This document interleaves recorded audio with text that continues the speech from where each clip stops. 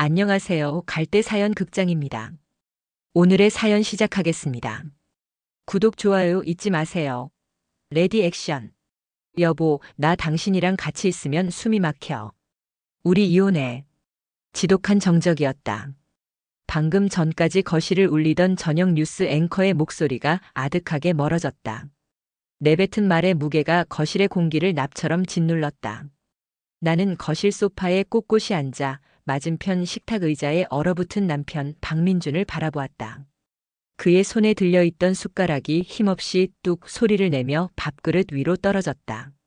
쌀밥 위로 굴러떨어진 쇠숟가락의 소리가 오늘따라 유난히 날카롭게 고막을 찔렀다.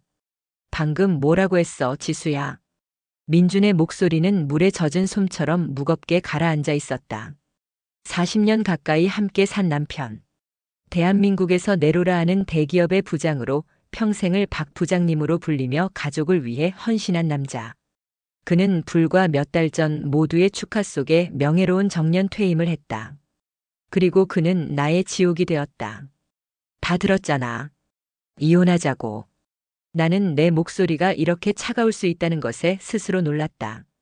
가슴 어딘가에서는 불안한 망치가 쿵쿵 울렸지만 입 밖으로 나온 목소리는 얼음장처럼 단단했다. 민주는 마치 난생 처음 보는 괴물이라도 만난 듯한 표정이었다. 충격, 불신, 그리고 아주 희미한 당혹감이 그의 얼굴을 스쳐 지나갔다. 그는 아마도 내가 갱년기 히스테리를 부린다고 생각할지도 모른다. 혹은 내가 요즘 즐겨보는 막장 드라마에 너무 심취했다고 여길지도. 하지만 아니었다. 이것은 내 온 생애를 건 가장 절박한 선언이었다. 나는 윤지수. 누군가의 아내, 그리고 두 아이의 엄마. 그 역할에 내 이름 석자를 통째로 갈아 넣으며 살아왔다. 내 젊음, 내 꿈, 내 시간. 그 모든 것은 박민준의 아내와 아이들의 엄마라는 이름의 제단 위에 받쳐진 재물이었다. 아이들이 어릴 때는 정신이 없었다. 새벽같이 일어나 남편의 와이셔츠를 다리고 아이들 도시락을 싸고 학교와 학원을 챙기며 하루가 어떻게 가는지도 몰랐다. 남편이 승진할 때면 내조를 잘한 덕이라며 으쓱했고 아이들이 좋은 대학에 들어갔을 때는 세상을 다 가진 듯 기뻤다. 그것이 내 삶의 전부였고 내 존재의 이유라고 믿었다. 하지만 아이들이 모두 독립해 제 가정을 꾸리고 마지막으로 남편마저 회사원이라는 껍데기를 벗고 집으로 돌아온 순간 모든 것이 달라졌다. 텅 빈 둥지. 나는 그 안에서 남편과 함께 평화로운 노후를 맞이할 줄 알았다. 하지만 현실은 거대한 감옥이었다. 평생을 바깥으로 돌던 남자가 24시간 내내 집이라는 공간에 상주하게 되면서 내 삶의 모든 리듬이 무너져 내렸다. 나는 그저 가족이라는 울타리 속에 남겨진 희생의 흔적일 뿐 윤지수라는 사람은 어디에도 없었다. 문득 밀려오는 두려움. 남은 인생마저도 저 남자의 뒷바라지를 하며 끝내야 한다는 사실이 나를 질식시켰다. 지수야. 갑자기 왜 그래? 내가 뭐 잘못한 거 있어? 응? 말을 해봐. 내가 고칠게. 민준이 황급히 식탁에서 일어나 내 앞으로 다가왔다. 그의 다급한 손이 내 어깨를 잡으려 했지만 나는 본능적으로 몸을 뒤로 빼며 그 손을 피했다. 그 손길이 마치 쇠사슬처럼 느껴졌다. 당신이 뭘 잘못해서가 아니야. 나는 심호흡을 했다. 이건 내 문제야. 나도 이제 좀 나로 살고 싶어. 내 이름으로, 내 시간으로. 우리가 사는 이 잠실의 오래된 아파트. 올림픽 선수촌 아파트. 결혼하고 아이들을 낳아 기르며 우리의 역사를 쌓아 올린 나름 성공한 중산층의 상징과도 같은 곳이었다. 하지만 지금 이 순간 이 널찍한 거실은 나를 가두는 철창 없는 감옥에 불과했다. 나로 산다니? 누가 못 살게 했어? 당신 하고 싶은 거 다 하라고 했잖아. 백화점 문화센터도 다니고 친구들도 만나고. 민준의 목소리가 조금씩 커졌다. 억울함이 묻어났다. 그는 진심으로 이해하지 못했다. 그게 아니야. 나는 고개를 저었다. 당신은 몰라. 당신이 퇴직하고 집에 오면서부터 내 삶이 없어졌어. 당신은 쉼을 얻었지만 나는 새로운 감시자를 얻은 기분이라고. 내 말은 비수였다.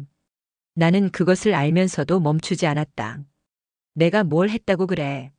나도 당신 심심할까봐 같이 시간 보내려고 얼마나 노력했는데. 노력? 실소가 터져 나왔다. 그게 노력이었어? 나는 그게 새로운 족쇄로밖에 안 느껴졌는데. 민주는 할 말을 잃은 듯 입술만 달싹였다. 그의 눈동자가 심하게 흔들리고 있었다. 나는 다시 그를 차갑게 바라보았다. 그의 얼굴에 떠오른 상처를 애써 외면했다. 지금 여기서 동정심을 느끼면 모든 것이 원점으로 돌아간다. 지난 몇 달간, 아니, 어쩌면 지난 수십 년간 내 안에 쌓여왔던 울분과 체념을 생각했다. 나는 더 이상 누군가를 위한 삶을 살고 싶지 않았다. 남은 인생은 오롯이 나 윤지수만을 위해 쓰고 싶었다. 나는 내 방으로 들어와 문을 잠갔다. 노트북을 열었다. 며칠 전부터 밤잠을 설쳐가며 수백 번도 더 들락거렸던 페이지를 다시 열었다. 협의 이혼 절차, 황혼 이혼 재산 분할 기준, 이혼 후 연금 수령.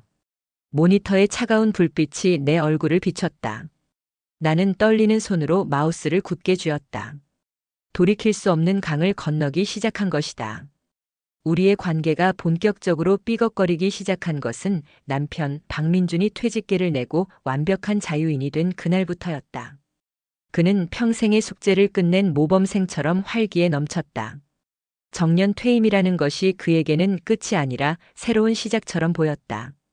어쩌면 그는 회사라는 거대한 기계의 부품으로 살면서 자신이 하고 싶었던 사소한 일들을 마음속에 차곡차곡 쌓아두었는지도 모른다.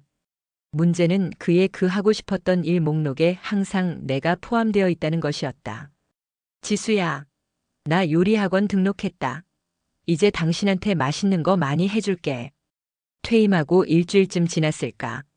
민주는 상기된 얼굴로 서초동에 있는 유명한 요리 학원의 수강증을 내밀었다. 남성들을 위한 브런치 클래스라고 했다. 나는 억지로 입꼬리를 올려 웃어 보였다. 그래, 차라리 저렇게라도 소일거리를 찾으면 내 시간이 좀 생기겠지. 하지만 그 기대는 처참하게 무너졌다.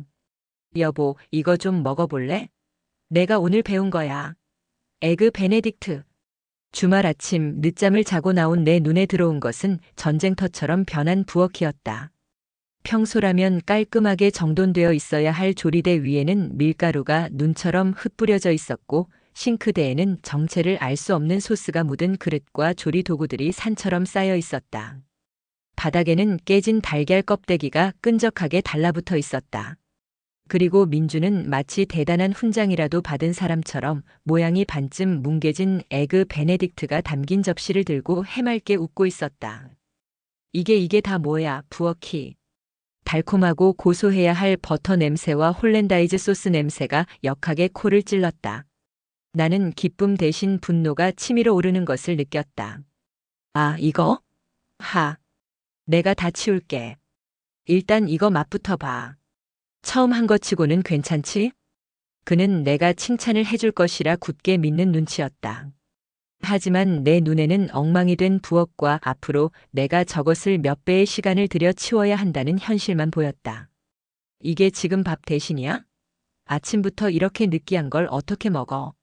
나는 핀잔을 멈출 수 없었다. 그리고 정리를 하면서 했어야지. 이게 뭐야, 발 디딜 틈도 없잖아. 당장 다 치워요. 아, 알았어.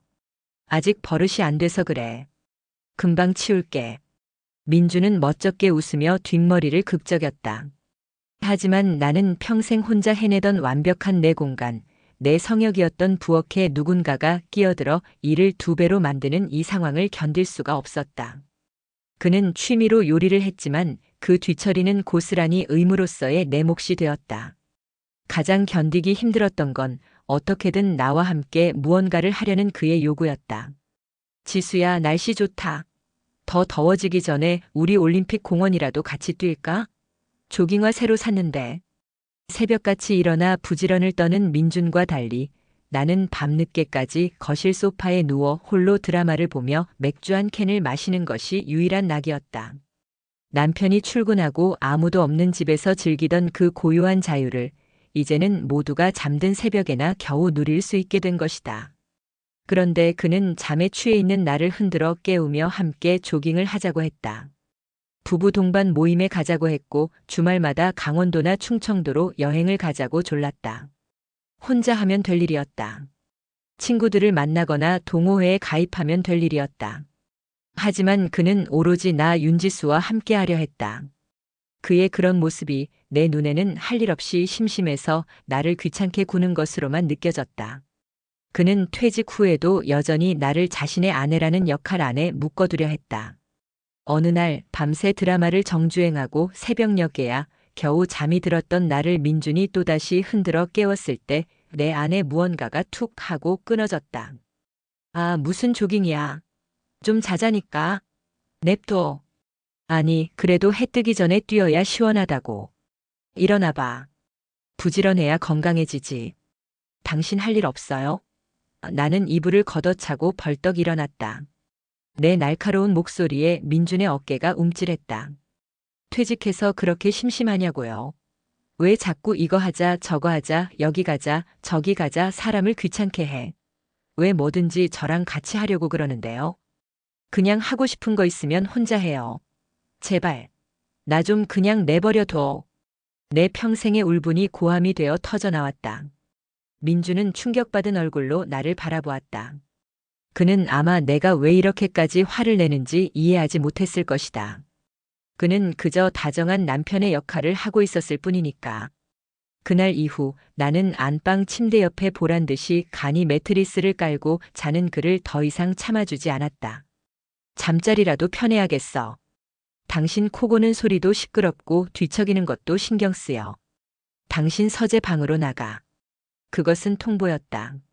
아니, 지수야. 우리가 왜 각방을 써? 그럼 내가 나갈까? 당신이 평생 일한 대가로 얻은 집인데 내가 나가는 게 맞나? 비아냥거리는 내 말에 민주는 결국 입을 다물었다. 그는 묵묵히 자신의 베개와 이불을 챙겨 서재 방으로 건너갔다. 밥도 각자 해먹기로 했다. 내가 하루 종일 반찬과 국을 끓여 삼시세끼를 대령하는 사람이 아니지 않냐고, 이제 당신 밥은 당신이 알아서 챙겨 먹는 게 공평하지 않냐고 따졌다. 알았어, 내가 알아서 챙겨 먹을게. 풀이 죽은 채 대답하는 그의 모습에 일말의 죄책감이 들었지만 나는 애써 고개를 돌렸다. 우리는 부부가 아니었다. 한 집에 사는 불편한 룸메이트가 된 것 같았다. 민주는 나의 눈치만 살폈고 나는 그런 남편의 모습이 더 꼴 보기 싫었다. 밤마다 심장이 답답해 잠에서 깼다. 이대로 앞으로 20년, 30년을 더 살아야 한다고 생각하니 숨이 턱 막혔다. 이 감옥에서 탈출할 방법은 단 하나뿐이었다. 다시 한번 말해줘요.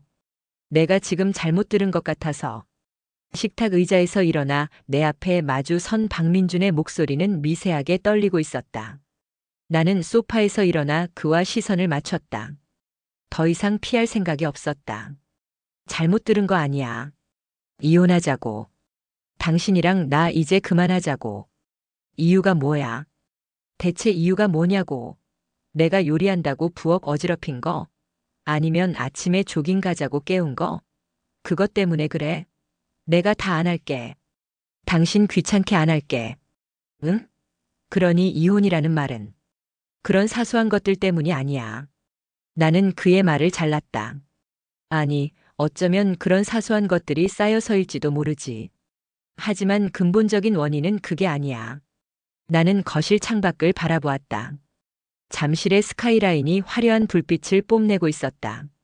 저 수많은 불빛 아래 얼마나 많은 사람들이 각자의 감옥에 갇혀 살고 있을까. 나는 평생을 당신 뒷바라지, 애들 뒷바라지 하느라 내 인생을 다 썼어. 이제 내 이름 석자가 뭔지도 모르겠다고. 남은 인생은 정말 혼자서 나만을 위해서 살아보고 싶어.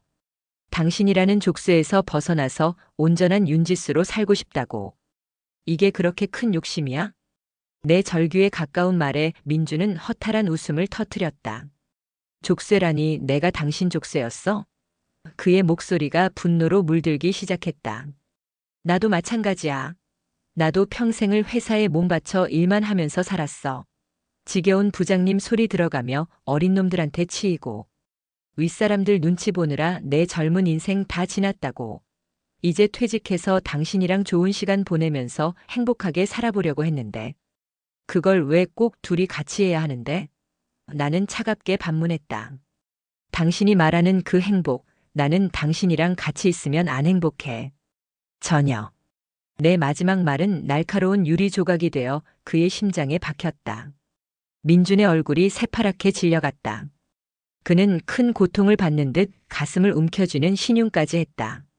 하지만 나는 이것이 나 자신을 찾기 위한 유일한 길이라고, 이것이 결국 우리 두 사람 모두를 위한 길이라고 스스로를 세뇌했다.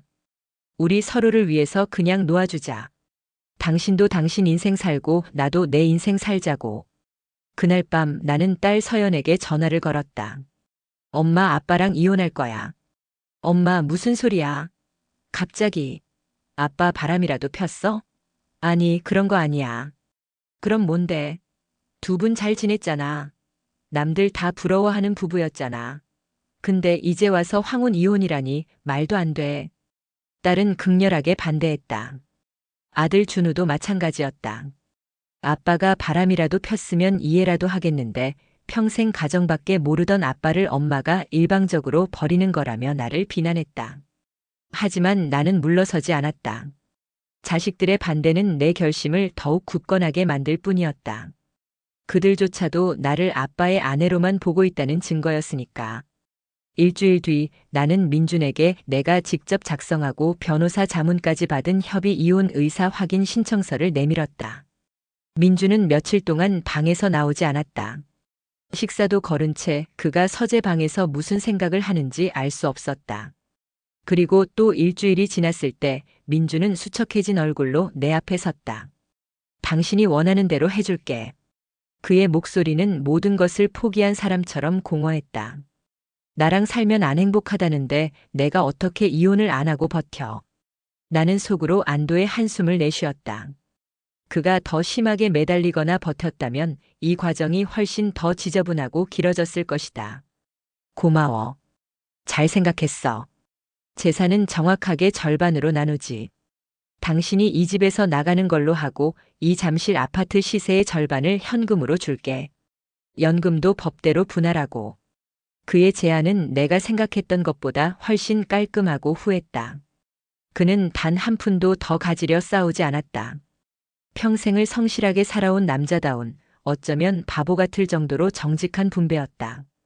우리는 서울 가정법원에서 정해준 숙려 기간을 보냈고 몇 주 뒤 판사 앞에서 이혼 의사를 확인받았다.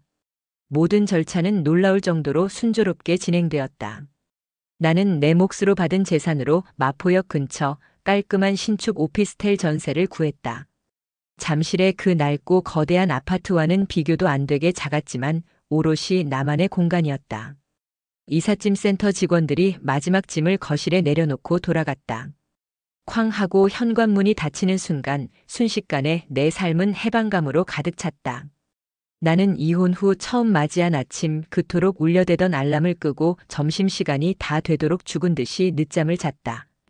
아무도 나를 깨우지 않았고 아무도 나를 기다리지 않았다. 어제 사다 놓은 열무김치에 찬밥을 비벼 대충 아점아침 겸 점심을 해결하고는 소파에 누워 종일 텔레비전을 봤다.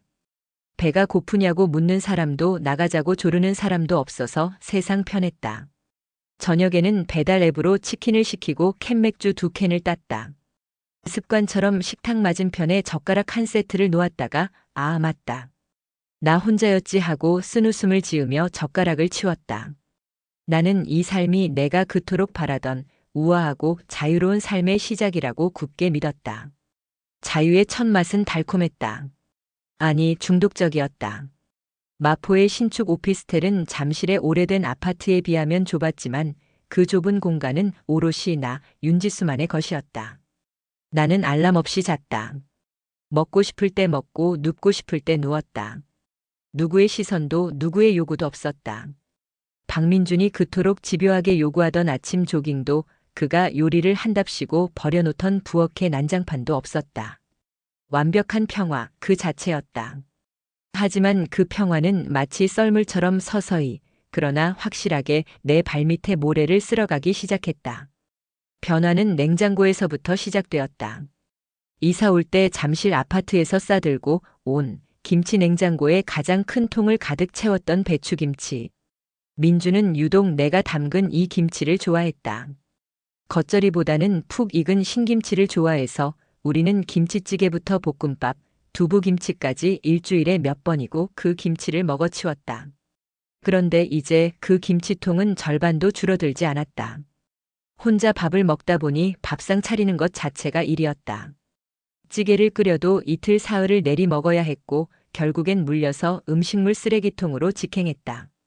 밑반찬 몇 가지를 만들어 놓아도 마찬가지였다. 아무리 간단하게 먹는다 해도 매일 계란 프라이에 김만 먹고 살 수는 없는 노릇이었다. 나는 조금만 해놓아도 결국 버려야 하는 음식물 쓰레기를 보며 처음으로 효율이라는 것을 생각했다. 그리고 그 쓰레기를 버리러 나가는 일이 그토록 귀찮고 성가신 일이라는 것도 깨달았다. 아이고, 쓰레기 버려줄 사람도 없네. 일주일에 한 번 재활용 쓰레기와 음식물 쓰레기 봉투를 양손에 들고 엘리베이터를 기다리기 때면 현관문 앞에서 나를 배웅하던 민준의 모습이 어렴풋이 떠올랐다. 그는 언제나 내가 나갈 때 버릴게. 나더라며 내 손에서 쓰레기 봉투를 채갔었다. 그것이 그의 일상적인 역할이었음을 나는 단 한 번도 고맙게 생각해 본 적이 없었다. 진짜 위기는 예고 없이 찾아왔다. 그날은 유난히 날이 쌀쌀해 두꺼운 스웨터를 꺼내 입으려 세탁기를 돌렸다. 탈수 코스로 넘어가던 순간 세탁기에서 끼기기 하는 쇠 긁히는 소리와 함께 쿵, 쿵 하는 굉음이 울리기 시작했다. 어머, 이게 무슨 소리야? 나는 황급히 동작 일시정지 버튼을 눌렀지만 세탁기는 멈추지 않고 마치 발작을 일으키는 거대한 짐승처럼 요란하게 몸을 떨었다. 플러그를 뽑고 나서야 겨우 조용해진 세탁기 문을 열었지만 젖은 빨래는 엉망으로 엉켜있을 뿐이었다. 결국 AS 센터에 전화를 걸었다. 다음 날 예약 시간에 맞춰 방문한 수리기사는 세탁기 내부를 이리저리 살피더니 고개를 저었다. 이거 모터가 나간 것 같은데요. 교체해야겠네요. 그럼 지금 바로 되나요? 그런데 어머님, 이거 드럼 세탁기라 무거워서 혼자서는 못 옮기는데요. 댁에 남자분 안 계세요? 남편분이나 좀 도와주실 분. 그의 무심한 질문이 내 심장을 서늘하게 찔렀다. 저밖에 없는데요. 기사는 난감하다는 듯 한숨을 쉬었다. 아, 그러시면 곤란한데. 저희가 2인 1조로 움직여야 해서요. 추가 인력 비용 발생합니다. 요금이 더블로 나올 텐데 괜찮으시겠어요? 나는 입술을 깨물었다. 박민준이 있었다면, 그가 있었다면 이깟 세탁기 하나 옮기는 것쯤은 일도 아니었을 것이다. 그는 이런 일에 유독 능숙했다. 못 하나 박는 것부터 웬만한 가전제품 수리까지 맥가이버처럼 뚝딱 해내곤 했다. 그렇게 해주세요. 돈 드릴게요. 결국 나는 2배의 요금을 지불하고 세탁기를 수리했다.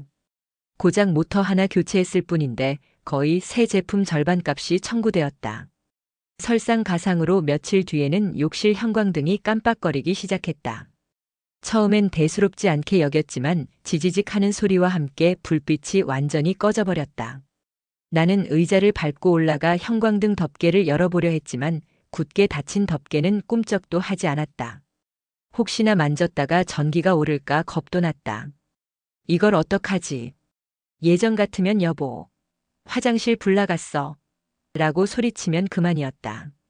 그러면 민주는 공구함에서 드라이버를 들고 와 10분도 안 돼 새 형광등으로 갈아 끼워주곤 했다. 나는 결국 인터넷을 뒤져 동네 만물 수리업체를 불렀다. 잠시 후 초인종이 울리고 작업복을 입은 남자가 들어와 능숙하게 형광등을 교체했다. 다 됐습니다. 10,000원짜리 형광등 하나 나갔네요. 수고하셨어요. 얼마 드리면 되죠? 네, 출장비 포함해서 10만 원입니다. 네, 10만 원이요? 형광등 값은 10,000원이라면서요. 아이고 사모님, 저희도 먹고 살아야죠. 이게 다 기술비고 인건비 아닙니까? 나는 기가 막혔지만 어쩔 수 없이 10만 원을 계좌 이체했다. 10,000원이면 해결될 문제를 10만 원으로 해결하고 나니 씁쓸함을 넘어 비참함마저 느껴졌다. 나는 그때 깨달았다. 박민준이 집에서 빈둥거리며 나를 귀찮게 하는 짐이라고 생각했지만 사실은 이런 자잘하고 귀찮은 집안의 모든 문제를 해결하는 보이지 않는 기둥이었다는 것을. 그의 헌신은 거창한 것이 아니었다. 그것은 묵묵히 쓰레기를 버려주는 손길이었고 무거운 세탁기를 거뜬히 옮기는 힘이었으며 10,000원짜리 형광등을 갈아 끼우는 당연한 기술이었다. 나는 그 모든 것을 남편의 의무라고 당연하게 받아들였을 뿐 그것이 내 삶을 얼마나 편안하고 안정되게 지탱해주고 있었는지 전혀 몰랐던 것이다. 새로 교체한 형광등은 전보다 훨씬 더 밝았지만 그 밝은 불빛 아래 선 내 모습은 그 어느 때보다 초라하고 무력했다. 내가 원했던 우아한 자유는 이런 것이 아니었다. 마포 오피스텔은 최신식 건물이었지만 그만큼 벽이 얇았다. 나는 이혼 전 잠실의 그 낡은 아파트가 얼마나 견고하고 조용한 집이었는지 새삼 깨달았다. 위층에서 의자 끄는 소리, 옆집의 부부싸움 소리, 복도에서 떠드는 취객들의 고성방가가 여과 없이 내 공간을 침범했다. 그 중에서도 나를 가장 괴롭힌 것은 바로 아래층에서 울려 퍼지는 쿵쿵거리는 음악 소리였다. 그날도 밤 12시가 다 된 시각, 나는 소파에 누워 드라마를 보고 있었다. 그런데 갑자기 쿵 마이너스 쿵 마이너스 쿵 마이너스 하는 심장을 울리는 듯한 베이스 음이 아래층에서부터 진동하기 시작했다. 아, 또 시작이네. 처음 며칠은 참았다. 젊은 사람들이니 그럴 수 있다고 나도 자유를 찾아 나온 마당에 남의 자유를 억압할 수는 없다고 생각했다. 하지만 소음은 날이 갈수록 심해졌다. 그날은 도저히 참을 수가 없었다. 나는 인터폰을 들어 아래층을 호출했다. 누구세요? 저 윗집인데요. 지금 시간이 몇 시인데 음악 소리가 너무 큽니다. 조금만 줄여주시겠어요? 아, 네네. 알았어요. 성의 없는 대답과 함께 음악 소리가 잠시 줄어드는가 싶더니 10분도 채 되지 않아 아까보다 더 큰 소리로 울리기 시작했다. 이것들이 정말. 화가 머리끝까지 치밀었지만 이 늦은 밤에 혼자 사는 여자가 아래층에 쳐들어갈 용기는 나지 않았다. 그런데 바로 그때였다. 딩동 마이너스 아니, 그 소리는 초인종 소리가 아니었다. 쾅, 쾅, 쾅. 누군가 현관문을 주먹으로 거칠게 두드리고 있었다. 심장이 쿵 내려앉았다. 누구지? 이 시간에? 나는 숨을 죽인 채 현관문 인터폰 화면을 켰다. 화면에는 모자를 푹 눌러 쓴 건장한 남자가 잔뜩 인상을 쓴 채 서 있었다. 아래층 남자였다. 아니, 지금 뭐 하자는 겁니까? 사람 자는데. 그가 문 밖에서 고래고래 소리를 질렀다. 내가 인터폰으로 항의한 것에 대한 보복이었다. 지금 무슨 말씀이세요? 시끄러운 건 그쪽이잖아요. 뭐라고요? 우리가 시끄러워? 지금 댁에서 쿵쿵거려서 우리 집 천장이 울리는데. 아줌마, 똑바로 안 해? 기가 막혔다. 나는 분명 TV를 보고 있었을 뿐인데 그는 적반하장으로 나에게 층간소음 문제를 제기하며 협박을 하고 있었다. 무슨 소리예요? 전 조용히 있었어요. 아, 시끄럽고. 한 번만 더 인터폰 질이야. 다음엔 경고로 안 끝날 줄 알아요. 그는 욕설을 짓거리며 내 현관문을 발로 한 번 쾅 걷어찼다. 그 소리에 나는 비명을 지르며 주저앉았다. 남자는 엘리베이터 쪽으로 사라졌고 나는 한참 동안이나 현관문 앞에 쓰러진 채 떨고 있었다. 눈물이 쏟아졌다. 무서웠다. 그리고 서러웠다. 만약 민준 씨가 있었더라면. 그가 있었다면 저 남자가 감히 내 집 현관문을 발로 차며 위협할 수 있었을까? 그가 있었다면 당장 뛰쳐나가 웬 놈이 내 아내에게 행패냐며 맞서주지 않았을까? 박민준의 존재는 단순한 남편 그 이상이었다. 그는 나를 외부의 위협으로부터 지켜주는 울타리였다. 나는 그 든든하고 견고했던 울타리를 내 손으로 부숴버리고 지금 이 황량한 벌판에 홀로 내던져진 것이다. 나는 다음 날 당장 현관에 2중, 3중의 잠금 장치를 새로 설치했다. 그리고 두꺼운 양말을 신고 집안에서도 까치발로 걷는 불안한 생활을 시작했다. 내 집은 더 이상 안식처가 아니었다. 언제 또다시 위협받을지 모르는 불안한 요새일 뿐이었다. 외로움과 불안함이 극에 달할 무렵 잠실에서부터 알고 지내던 동네 친구 미영에게서 연락이 왔다. 지수야, 잘 지내? 우리 오랜만에 얼굴 좀 보자. 청담동에 새로 생긴 브런치 카페 있는데 거기서 모이기로 했어. 나는 망설였다. 이혼 후 사람들을 만나는 것이 꺼려졌다. 하지만 한편으로는 누군가와 절실하게 대화하고 싶었다. 이 고립감에서 벗어나고 싶었다. 나는 애써 밝은 목소리로 초대에 응했다. 약속 장소에 나간 것은 나의 실수였다. 처음 만났을 때 친구들은 모두 나를 응원한다고 제2의 인생을 축하한다고 했다. 하지만 그들의 위로는 딱 거기까지였다. 어머 지수야. 얼굴이 좀 상한 것 같다. 혼자 사니까 힘든가 봐. 그래도 내가 용기 낸 거지. 우리야 뭐 남편 비위 맞추랴, 자식들 뒤치다꺼리 하랴, 그냥 사는 거지. 그들의 말은 위로를 가장한 자기 과시였다. 참 미영아. 너 이번에 신랑이 유럽 여행 보내준다며? 좋겠다. 어머 얘는 무슨 갱년기 선물이라고 생색은. 대신 나도 우리 신랑 좋아하는 골프채 세트 하나 해줬지 뭐. 부부라는 게 다 그런 거 아니겠어? 친구들은 약속이나 한 듯 남편에게 받은 선물, 남편과 함께 보낼 휴가 계획을 늘어놓았다. 이혼한 내 앞에서 보란 듯이 자신들의 금슬을 과시하는 듯 했다.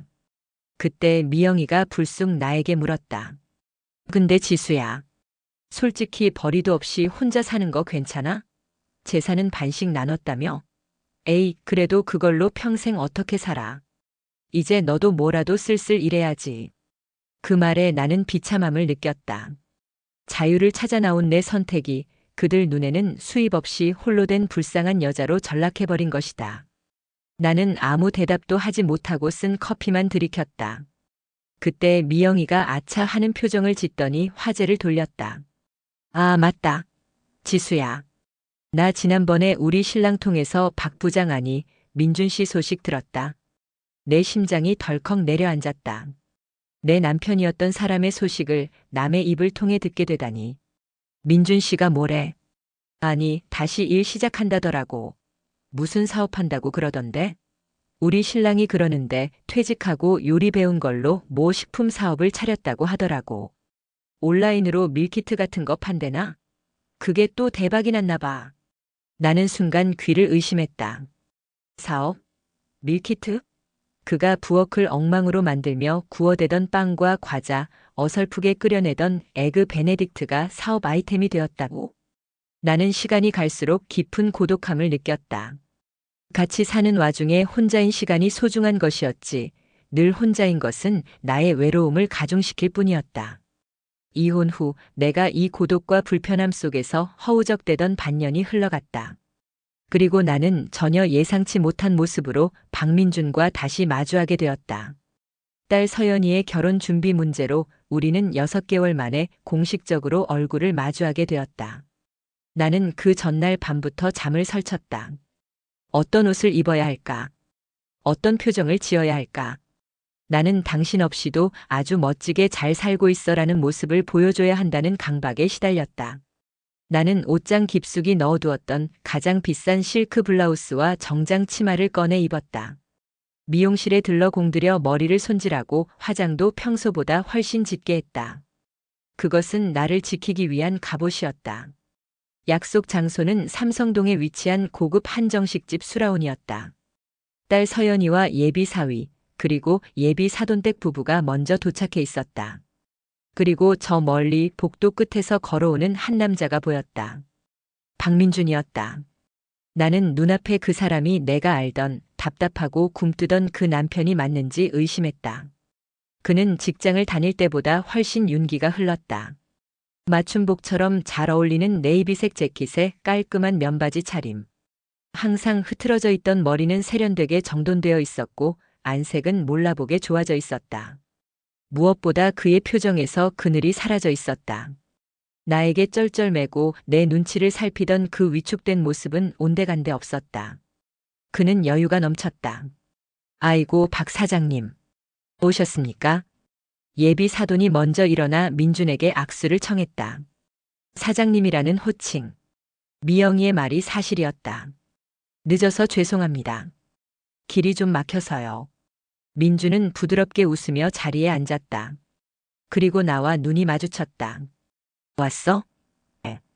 그는 그저 가벼운 목례만 건넸다. 그뿐이었다. 나를 보고 놀라거나 반가워하거나 혹은 미워하는 그 어떤 감정도 그의 얼굴에 드러나지 않았다. 상견례는 화기애애한 분위기 속에서 진행되었다. 민주는 대화를 주도했다. 그는 더 이상 회사의 부속품이나 아내에게 핀잔 듣는 퇴직자가 아니었다. 그는 성공한 사업가 민주네스 키친의 대표 박민준이었다. 예비 사돈이 그의 사업에 대해 물었다. 소문 들었습니다. 요즘 온라인에서 민주네스 키친 밀키트가 그렇게 인기라면서요. 민주는 겸손하게 웃었다. 아닙니다. 운이 좋았을 뿐입니다. 그냥 집에서 식구들 밥해 먹이던 솜씨로 시작한 건데 다들 좋게 봐주시네요. 그는 잠시 나를 힐끗 보더니 농담처럼 말을 이었다. 사실 제 전처가 입이 좀 까다로웠거든요. 매일같이 반찬 투정하고 밀키트 같은 거 사오라고 잔소리를 많이 했는데 그게 오히려 시장 조사가 돼서 도움이 많이 됐습니다. 하. 좌중은 모두 웃었지만 나만은 웃을 수 없었다.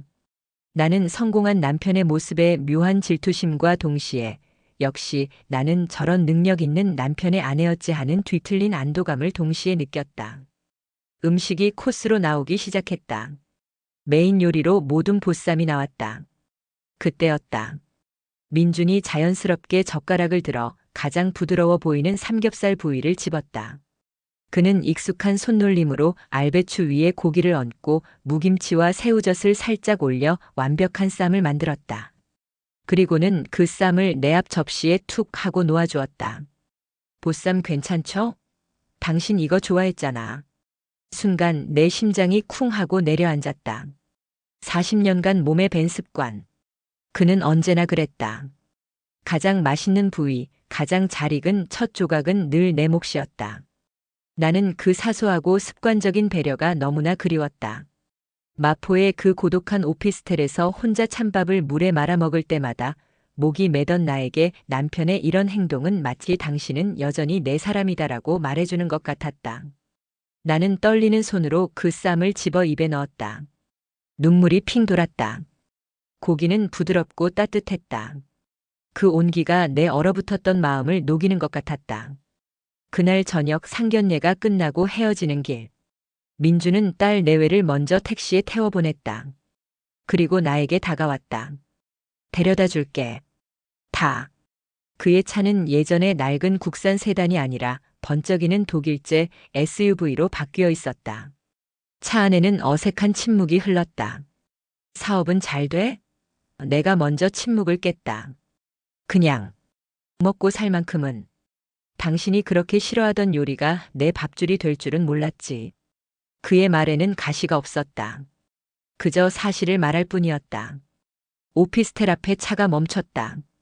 나는 쉽게 내리지 못했다. 저기, 응. 오늘 고마웠어. 보쌈도 그렇고 데려다 준 것도. 민주는 시동을 끈 채 핸들만 바라보고 있었다. 그가 헤어지기 직전 현관문 앞에서 내 안전을 점검하듯 물었다. 혼자니까 아무한테나 문 열어주지 마.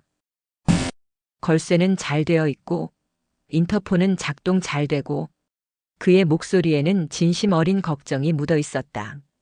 집안에서 아래층 남자의 위협을 받고 사소한 고장조차 홀로 해결해야 했던 나에게 남편의 이 지극히 일상적이었던 관심과 보호는 구원자의 손길처럼 느껴졌다. 가슴이 미친 듯이 두근거렸다. 나는 이 관심이 일상이었던 때로 박민준이라는 든든한 방패가 있었던 그때로 미치도록 돌아가고 싶어졌다. 나는 그가 다시 합치자는 말을 꺼내주기를 간절히 기다리기 시작했다. 딸 서연이의 결혼 준비는 나에게 한 줄기 빛과 같았다.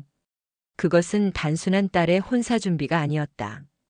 그것은 합법적으로 그리고 자연스럽게 박민준과 나를 다시 엮어주는 유일한 동아줄이었다.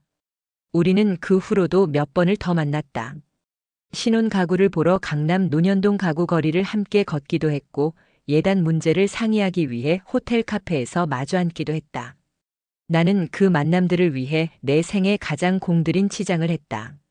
마포 오피스텔의 좁은 욕실에서 거울을 보며 나는 자유롭고 멋진 싱글이 아니라 아직 당신에게 매력적일 수 있는 전 아내의 모습을 연출하려 애썼다.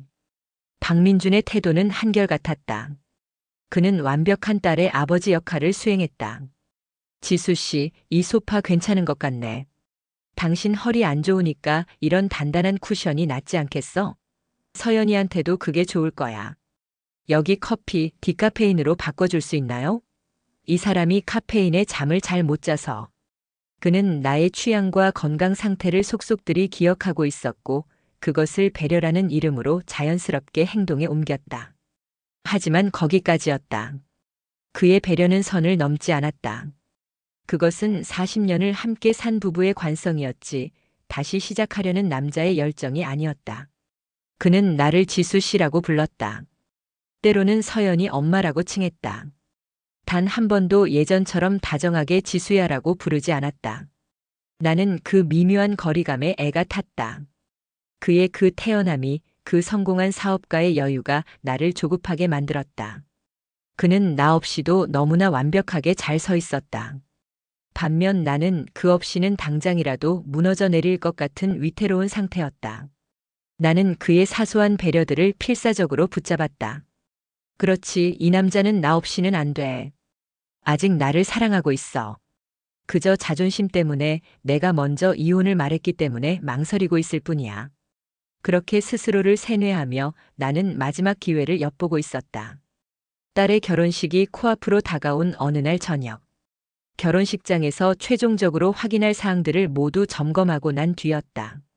이제 정말로 딸의 결혼을 위한 부모로서의 공식적인 만남은 이게 마지막이었다. 우리는 웨딩홀이 있는 청담동의 화려한 거리를 나란히 걷고 있었다. 어색한 침묵이 우리 사이를 갈랐다. 이대로 그를 보내면 안 된다. 이대로 그가 저 SUV를 타고 떠나버리면 나는 다시는 그를 만날 명분이 없다. 저기, 내가 먼저 용기를 냈다. 응. 저녁 먹을까요? 이 근처에 당신 좋아하던 순댓국집 있는데. 우리가 잠실에 살 때 민주는 주말 저녁이면 종종 나를 끌고 석촌호수 근처의 그 허름한 순댓국집에 가곤 했다. 그는 뜨거운 뚝배기에 담긴 순댓국에 들깨가루를 듬뿍 풀어넣고 땀을 뻘뻘 흘리며 먹는 것을 좋아했다. 나는 그런 그의 아저씨 입맛을 타박하면서도 그가 발라주는 머릿고기를 받아먹곤 했다. 민주는 잠시 멈칫했다. 순댓국이라. 그는 잠시 생각하더니 피식 웃었다. 좋지. 가자. 그것도 이제 마지막이겠네. 마지막이라는 단어가 내 가슴을 서늘하게 찔렀다. 택시를 타고 도착한 석촌동의 그 식당은 여전했다. 돼지뼈를 고는 구수한 냄새와 사람들의 왁자지껄한 소리. 우리는 구석진 자리에 마주 앉았다. 여기 이모님은 여전하시네. 민준이 깍두기를 접시에 덜며 말했다. 나는 아무 말도 하지 못하고 끓어오르는 뚝배기만 바라보았다. 이 순간을 놓치면 끝이다. 서연이 결혼하는 거 보니까 생각이 많아지네요. 그렇지. 다 컸어, 우리 딸. 우리 딸이 아니라 이젠 남의 집 사람이지. 나는 숟가락을 들었다 놓았다 하며 애꿎은 물컵만 만지작거렸다. 있잖아요. 응. 말해. 나 마포 오피스텔 거기 좀 무서워요. 민준의 숟가락이 잠시 멈칫했다. 왜? 무슨 일 있었어? 아니 뭐 그런 건 아닌데. 그냥 밤에 혼자 있으니까 아래층에서 시끄럽게 굴어도 한마디 할 용기도 안 나고. 얼마 전엔 세탁기가 고장났는데 기사 부르는 것도 일이고. 나는 주절주절 내 불행과 연약함을 늘어놓았다. 내가 얼마나 후회하고 있는지, 내가 얼마나 그를 필요로 하는지 알아주길 바랐다. 당신도. 나는 그의 눈을 똑바로 바라보았다. 당신도 사업 새로 시작해서 정신없잖아. 민주네스 키친 그거 이제 막 커지기 시작하면 옆에서 내조해줄 사람도 필요할 거고. 식사도 제대로 못 챙겨 먹을 것 같고. 나는 내 말이 얼마나 이기적인지 알았지만 멈출 수 없었다. 그래서 말인데. 침을 한번 꿀꺽 삼켰다. 온몸의 피가 얼굴로 쏠리는 것 같았다. 우리 다시 합칠까요? 정적. 식당 안의 모든 소음이 한순간에 멀어졌다. 내 귀에는 펄펄 끓는 뚝배기의 타닥, 타닥 소리만 들렸다. 나는 이 말이 저의 이기심에서 비롯된 것임을 알았다. 하지만 다시 혼자가 되어 그 차가운 오피스텔로 돌아가는 것보다 이 구차한 매달림이 100번 낫다고 스스로를 설득했다. 민주는 나를 빤히 바라보았다. 그의 눈동자는 깊고 고요해서 그 속에서 무슨 생각이 읽히지 않았다. 그는 깍두기 한 점을 아삭하게 씹어 삼켰다. 그리고 내가 평생 상상조차 해본 적 없는 가장 잔인하고도 평온한 목소리로 내게 물었다. 왜? 뭐라고? 내가 왜 당신이랑 다시 합쳐야 하지, 지수 씨? 그의 반문은 망치처럼 내 머리를 내리쳤다. 나는 당연히 그가 놀라거나 혹은 기뻐하며 내 손을 잡을 것이라 생각했다. 적어도 나도 그 생각을 해봤다 정도의 반응을 기대했다. 하지만 그는 마치 나와는 전혀 상관없는 제3자의 거래를 검토하듯 나에게 이유를 요구했다. 아니 그야. 나는 당황해서 말을 더듬었다. 우리는 부부였잖아. 40년을 같이 살았고 서연이도 있고 준우도 있고 그리고 당신도 혼자. 나 혼자 있는 거 괜찮아. 민주는 내 말을 단호하게 잘랐다. 그는 숟가락을 뚝배기 옆에 가지런히 내려놓았다. 그 행동 하나하나에 더 이상 나에게 휘둘리지 않겠다는 단단한 결의가 보였다. 아니, 괜찮은 정도가 아니야, 지수 씨. 그는 물 한 모금을 마시고는 나를 정면으로 응시했다. 나 솔직히 말할게. 나 당신이랑 이혼하길 잘했어요. 세상이 무너지는 소리가 들렸다. 귀가 멍멍해지고 식당의 모든 풍경이 흐릿하게 번져나갔다. 내가 그에게 퍼부었던 저주와도 같았던 말, 당신이랑 같이 있으면 안 행복해라는 말에 대한 가장 완벽한 대답이었다. 무슨 뜻이야 그게. 어떻게 이혼하길 잘했다는 말을 해? 말 그대로야. 민준의 목소리는 조용했지만 그 어떤 고함보다도 내 심장을 아프게 찔렀다. 당신이 나갔잖아. 나랑 같이 있으면 숨 막힌다고. 불행하다고. 당신 인생 찾고 싶다고. 그건 그땐 내가 갱년기라 그랬나 봐. 내가 너무 성급했어. 미안해. 아니. 핑계 대지 마. 그의 목소리는 얼음장처럼 차가웠다. 당신 말이 맞았어. 나도 내 삶을 찾았거든. 당신 덕분에. 나는 믿을 수 없다는 듯 그를 바라보았다. 당신이 그 짐들을 다 싸서 마포로 가버린 날, 나 잠실 아파트에 혼자 남았지. 처음엔 막막하더라고. 당장 내일 입을 와이셔츠 다리는 법도 밥솥 버튼 누르는 법도 제대로 몰랐으니까. 그는 쓴웃음을 지었다. 당신이 평생 해왔던 그 일이 얼마나 힘들고 귀찮은 일이었는지 나 그때 처음 알았어. 밥하고 빨래하고 청소하고 매일 반복되는 그 지겨운 일들. 그걸 해내면서 당신이 했던 말들의 의미를 알게 됐어. 정말 미안하더라고. 진심으로. 내 가슴 속에서 희미한 희망의 불씨가 다시 타오르려 했다. 그가 나를 이해하고 있었다. 그가 내 고통을 알아주었다. 근데 말이야, 그가 말을 이었다. 그걸 하다 보니까 나도 할 수 있더라고. 아니, 꽤 잘하게 됐어. 당신이 그렇게 타박하던 내 요리 실력도 혼자 먹고 살려고 매일 연구하다 보니 늘더라. 그때 깨달았어. 나도 평생을 박 부장으로 당신 남편으로 애들 아빠로 사느라 온전히 박민준으로 살아본 기억이 없다는 걸. 그걸 이제 같이 하면 되잖아. 나도 당신 사업 도울 수 있어. 내가 요리는 못해도 살림은 잘하잖아. 당신 뒷바라지. 아니. 그는 고개를 저었다. 그 부드럽지만 단호한 거절. 이제 와서 의미가 없을 것 같아. 당신이 그렇게 냄새난다고 싫어하던 내 요리가 지금은 내 사업이 됐어. 나 요즘 주말마다 강원도 속초항으로 동해 묵호항으로 식재료 보러 혼자 운전해서 다녀. 그게 나한텐 여행이야. 저녁에는 서초동 학원에서 영어도 배워. 내 밀키트 수출도 해보려고. 그의 눈은 빛나고 있었다. 내가 알던 퇴직 후 아내 눈치만 보던 무기력한 남자가 아니었다. 그는 자신의 삶을 찾은 활기 넘치는 중년의 남자였다. 나 솔직히 말해서 지금처럼 행복했던 때가 없는 것 같아. 그의 마지막 말은 확인 사살이었다. 그는 나 없이 행복했다. 내가 그의 불행의 원인이었다. 눈물이 뺨을 타고 뚝뚝 떨어져 깍두기 그릇으로 떨어졌다. 여보, 내가 정말 잘못했어. 나는 절박하게 매달렸다. 내가 너무 성급했어. 제발 다시 합치면 내가 당신한테 정말 잘할게. 당신 하고 싶은 거 다 해. 나 이제 당신 귀찮게 안 할게. 그냥 옆에만 있게 해줘. 나는 내가 무슨 말을 하는지도 몰랐다. 그저 이 남자를 붙잡아야 한다는 본능만이 남아 있었다. 하지만 민주는 고개를 저었다. 지수야. 그가 아주 오랜만에 내 이름을 불렀다. 당신도 노력했겠지. 하지만 나는 이제 돌아가고 싶지 않아. 거기로. 그는 일어섰다. 재킷 주머니에서 지갑을 꺼내 식사 비용보다 훨씬 많은 돈을 테이블 위에 올려놓았다. 당신도 당신 일 찾아봐. 그렇게 원했던 일들 하고 살아. 그게 당신이 원했던 거잖아. 그는 식당 문을 향해 걸어갔다. 서연이 결혼식 끝나면 우리 이제 정말 만날 일 없겠다. 잘 지내. 그는 뒤도 돌아보지 않고 밖으로 나갔다. 달캉 마이너스 하고 닫히는 식당 문 소리가 내 세상의 문이 닫히는 소리처럼 들렸다. 나는 혼자 남겨졌다. 내 앞에는 김이 펄펄 나는 순댓국 뚝배기 2개가 나란히 놓여 있었다.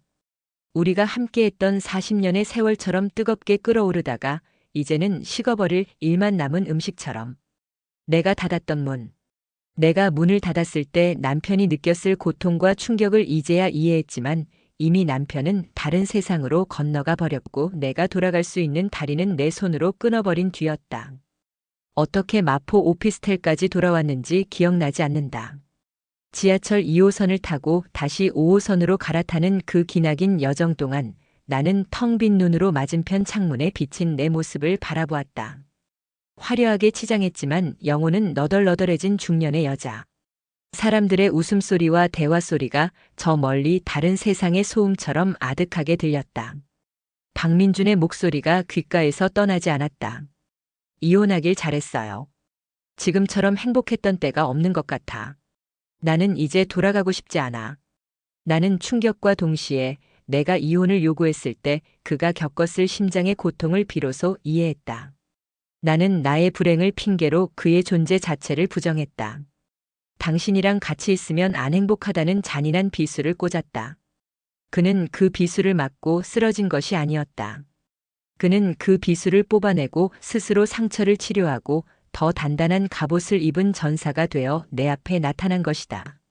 내가 정말 바보였구나. 전철 안에서 나는 소리 없는 눈물을 흘렸다. 주변 사람들이 힐끔거렸지만 신경 쓸 겨를도 없었다. 그 사람의 헌신을 무시하고 그가 나를 위해 제공했던 모든 안정감을 내가 다 하찮게 여겼구나. 내가 원했던 것은 자유였지만 내가 얻은 것은 고립이었다.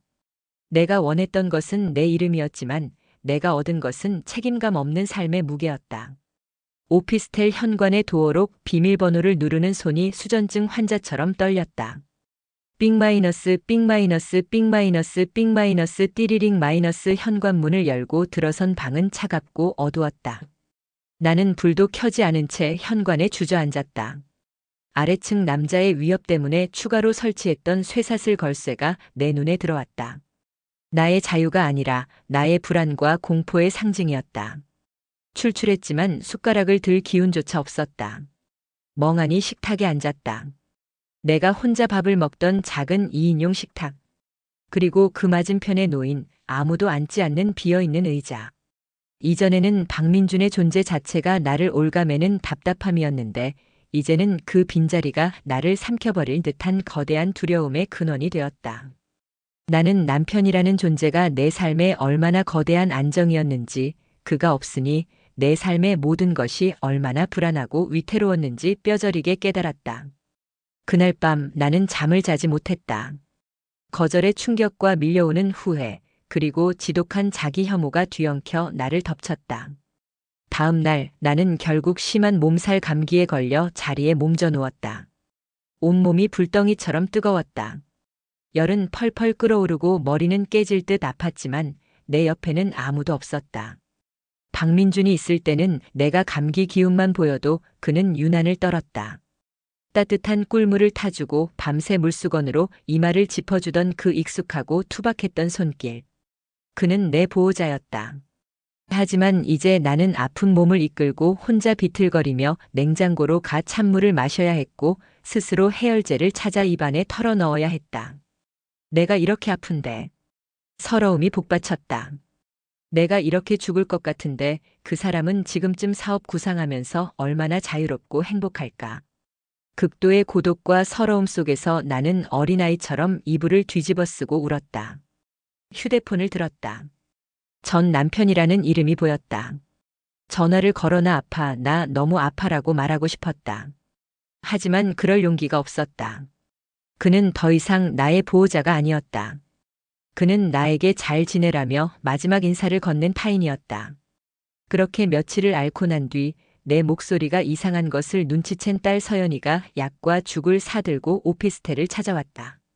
엄마, 이게 무슨 꼴이야? 왜 이렇게 아픈데 연락도 안 했어? 딸은 걱정스럽게 내 이마를 짚었다. 나는 그 와중에도 마지막 희망을 버리지 못하고 딸에게 물었다. 서연아. 응. 왜 엄마? 아빠가 엄마 얘기 안 물어봐? 죽을 그릇에 덜어내던 딸의 손이 우뚝 멈췄다. 딸은 잠시 망설이더니 깊은 한숨을 내쉬었다. 아니요.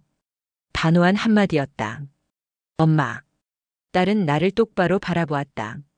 그 눈빛은 나를 걱정하면서도 동시에 단호하게 나를 꾸짖고 있었다. 엄마도 이제 엄마 인생 살아요. 아빠 정말 잘 지내고 있으니까.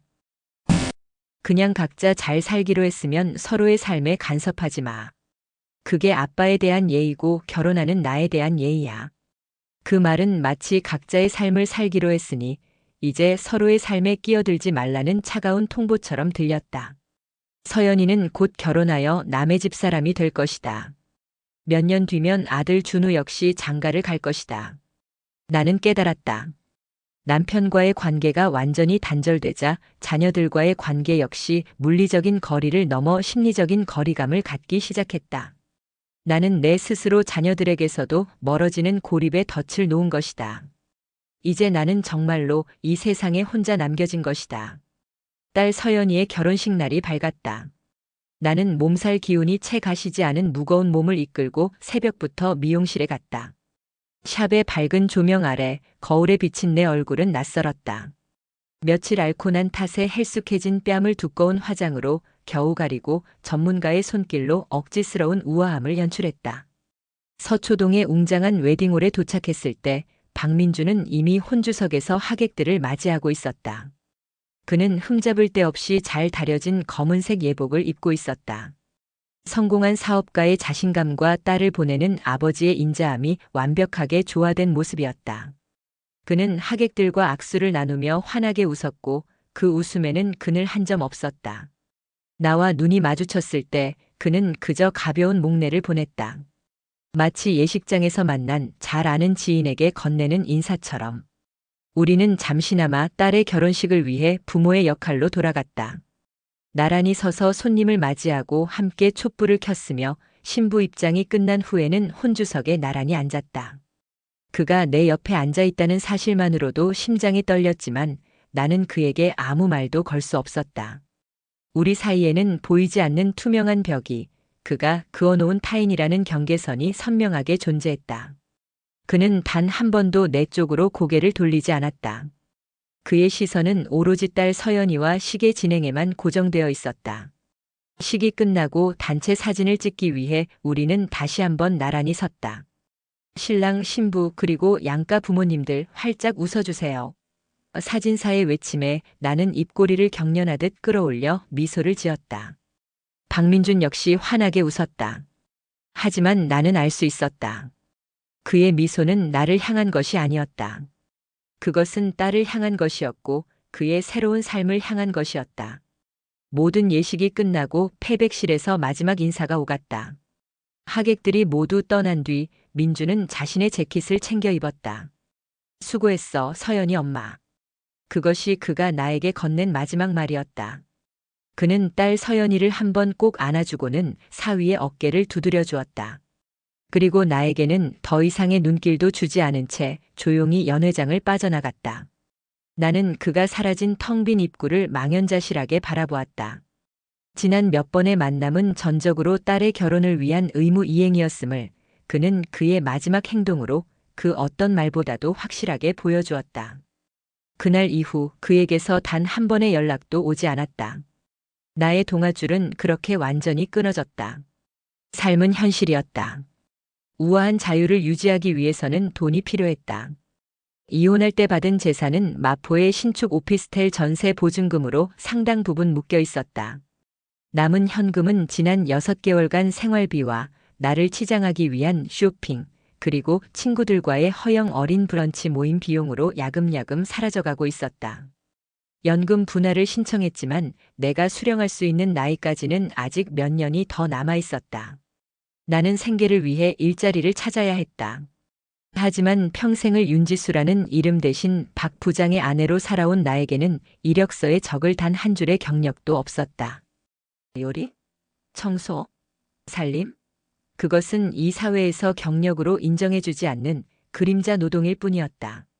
나는 결국 마포역 근처 점심시간마다 직장인들로 붐비는 대형 설렁탕 가게의 주방 보조로 일을 구했다. 새벽 6시까지 출근하셔야 해요. 손님들 아침 해장국 준비해야 하니까. 그리고 일이 좀 험한데 괜찮으시겠어요, 사모님? 네네, 괜찮아요. 할 수 있어요. 사모님이라는 호칭이 이토록 모욕적으로 들릴 줄은 몰랐다. 나의 첫 일은 산더미처럼 쌓인 물을 깎고 깍두기를 담그는 일이었다. 그리고 쉴 새 없이 밀려드는 뚝배기와 그릇들을 뜨거운 물에 씻어내는 설거지였다. 새벽 5시에 일어나 비틀거리며 출근하는 버스에 몸을 실었다. 허리가 끊어질 듯 아팠고 뜨거운 물과 독한 세제에 장시간 노출된 내 손은 불과 며칠 만에 거칠게 트고 갈라졌다. 예쁘게 칠했던 네일아트는 첫날 모두 깨져버렸다. 손톱 밑에는 깍두기 양념이 시커멓게 배어들었다. 고된 육체 노동을 하면서 땀을 비 오듯 흘리며 거대한 식자재 박스를 주방 구석으로 옮기면서 나는 문득 박민준을 떠올렸다. 평생을. 그는 평생을 이렇게 바깥에서 고된 일을 하며 우리 가족의 울타리를 지켜왔다. 나는 그가 퇴근 후 집에 돌아와 양말을 뒤집어 벗어놓는다고, 밥 먹을 때 소리를 낸다고, 집안일을 돕지 않는다고 그를 타박하고 비난했다. 하지만 나는 그의 가장 큰 헌신을, 가장 무거운 책임을 너무나 하찮게 여겼다. 그의 헌신은 집안일 돕기 따위의 사소한 것이 아니었다. 그것은 바로 이 고된 노동 그 자체를 짊어지고 나를, 그리고 우리 아이들을 이런 삶의 현장에서 완벽하게 해방시켜준 것이었다. 그가 매일 아침 무거운 몸을 이끌고 지옥철에 몸을 싣는 동안 나는 잠실 아파트의 안락한 침대에서 늦잠을 잤다. 그가 상사에게 고개를 숙이고 부하 직원들 눈치를 보며 스트레스에 시달릴 때 나는 백화점 문화센터에서 친구들과 우아하게 커피를 마셨다. 나는 그를 돈 벌어오는 기계 이상으로 생각하지 않았던 것이다. 이제야 그의 무거운 책임감을, 그의 지독했던 외로움을 깨달았지만 나의 사과를 받아줄 사람은 이미 내 곁에 없었다. 일이 끝나고 텅 빈 오피스텔로 돌아오는 밤길은 유난히 어둡고 길었다. 나는 무거운 다리를 이끌고 현관 도어록을 열었다. 차갑게 식은 방. 나를 반겨주는 것은 정적과 고독뿐이었다. 샤워를 하기 위해 옷을 벗었다. 온몸에서 설렁탕 국물 냄새와 음식물 쓰레기 냄새가 진동했다. 거울 앞에 섰다. 거칠어진 내 손과 피로에 젖어 퀭한 내 눈이 보였다. 내가 원했던 우아한 자유는 어디에도 없었다. 박민준이 요리를 사업으로 연결했을 때 나는 그가 운이 좋았다고, 내 잔소리 덕분이라고 애써 폄하했다. 하지만 아니었다. 그는 퇴직 후에도 자신의 삶을 개척하기 위해 치열하게 노력했다. 그는 요리 학원에 다녔고 시장을 조사했으며 스스로를 변화시켰다. 나는 무엇을 했는가? 나는 그저 남편이 이뤄놓은 안정적인 울타리 안에서 그 울타리가 답답하다며 불평만 늘어놓았을 뿐이다. 나는 스스로 그 울타리를 부수고 밖으로 나왔다. 그리고 내가 마주한 것은 그 울타리 밖의 냉혹한 현실과 아무도 나를 지켜주지 않는 완전한 고립이었다. 조용한 집안에서 나는 뜨거운 눈물을 흘렸다. 내가 스스로 파괴했던 안정과 가족의 온기, 그리고 박민준이라는 남자의 묵묵했던 사랑이 미치도록 그리웠다. 이 모든 고독과 이 고된 노동에 익숙해지는 날이 언젠가는 올지도 모르겠다. 하지만 나는 그 시간을 홀로 견뎌내야 한다는 이 사실이, 돌이킬 수 없는 내 선택의 결과라는 이 현실이 뼈에 사무치도록 무섭고 또 무서웠다. 나는 내 인생의 가장 어리석은 선택이 낳은 이 돌이킬 수 없는 후회 속에서 그렇게 매일을 살아가고 있다. 사연 잘 들으셨나요? 구독, 좋아요, 알림 설정 해주시면 저에게 큰 힘이 됩니다. 늘 행복하세요.